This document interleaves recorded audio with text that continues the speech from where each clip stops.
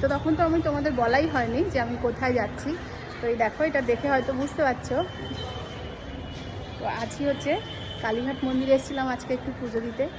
অনেক দিন থেকেই আসবো, কিন্তু আসা হচ্ছিল না, মানে সময় হচ্ছিল না আমার, হয়তো ওর হয় না।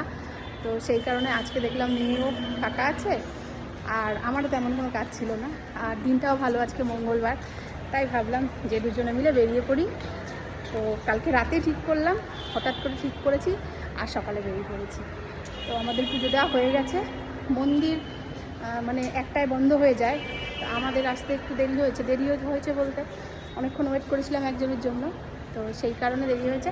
তো কোনো অসুবিধা হয়নি, থানা থেকে একজন দেওয়া হয়েছিল আমাদের, তো সে নিয়ে গিয়ে ভেতর থেকে আমাদের পুজোটা করিয়ে দিয়েছে। এবং মানে এত সুন্দর পুজো করেছে, আমি ফার্স্ট টাইম আসলাম কালীঘাট মন্দিরে, কোনো দিনও আসিনি, আজকেই ফার্স্ট। আর পুজোটা খুব সুন্দরভাবে দিয়েছি, মানে কি বলবো, মন শান্তি হয়ে গেল। তো এই এখন এই স্কাই ওয়াক দিয়ে হেঁটে যাচ্ছি, এখন একটু খাওয়া দাওয়া কিছু করব, তারপর বাড়িতে যাব। তো চলো টাটা, আবার পরের ভিডিওতে তোমাদের সাথে দেখা হবে।